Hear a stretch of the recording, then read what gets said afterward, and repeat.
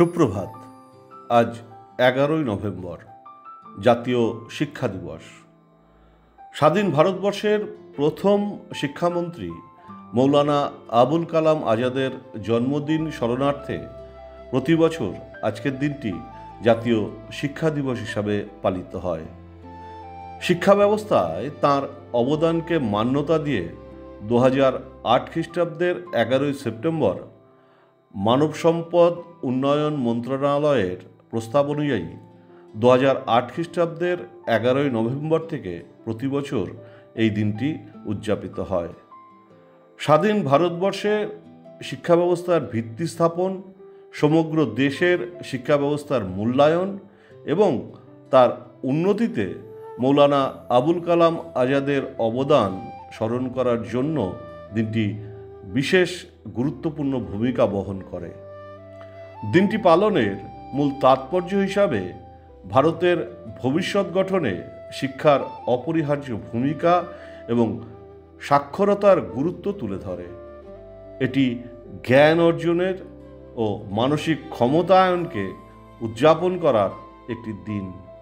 শিক্ষাক্ষেত্রে গুরুত্বপূর্ণ অবদান রাখার জন্য শিক্ষাবিদদের সম্মান ও স্বীকৃতি জানানোর একটি প্রতীকী দিন। দেশের সকল শিক্ষা প্রতিষ্ঠানে শিক্ষার গুরুত্ব সম্পর্কে সচেতনতা বৃদ্ধি করার জন্য এই দিনটি একটি গুরুত্বপূর্ণ দিন। শিক্ষা বিষয়ে স্বামীজির সুপরিচিত উক্তি, মানুষের অন্তর্নিহিত পরিপূর্ণ বিকাশই হলো শিক্ষা।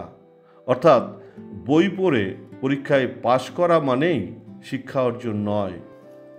শিক্ষা মানুষের অস্তিত্বের বিকাশ ঘটানোর বিশেষ প্রক্রিয়া, যা মানুষকে নৈতিক বিচার করতে শেখায়, সচেতন হতে সাহায্য করে, নিজেকে উপলব্ধির পথ দেখায়। শিক্ষা মানুষকে শুধুমাত্র জীবিকার জন্য প্রস্তুত করে না, মানুষের মধ্যে বোধ জাগায়, মানবিক গুণসম্পন্ন একজন পরিপূর্ণ মানুষ হতে সাহায্য করে। বিশিষ্ট সাংবাদিক এবং সাহিত্যিক শেখ আকরম খান বলেছেন, শিক্ষাই জাতির মেরুদণ্ড।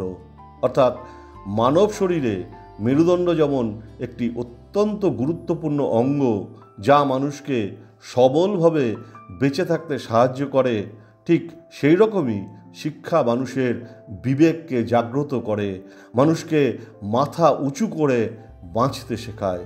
মেরুদণ্ডহীন মানুষ যেমন পরনির্ভরশীল, তেমনি শিক্ষাহীন মানুষ পরমুখাপেক্ষী হয়ে বেঁচে থাকে। সর্বোপরি শিক্ষা জাতির উন্নতির একমাত্র পথ। যে জাতি যত বেশি শিক্ষিত, সেই জাতি তত বেশি উন্নত। সূর্যের আলো যেমন অন্ধকার নাশ করে, শিক্ষার আলো তেমনি কুসংস্কার এবং অজ্ঞতার অন্ধকার দূর করে মানব জাতিকে আলোকিত করে। শিক্ষার সাথে যুক্ত সকলকে জানাই জাতীয় শিক্ষা দিবসের বিনম্র শ্রদ্ধা এবং আন্তরিক অভিনন্দন ও শুভেচ্ছা। নমস্কার।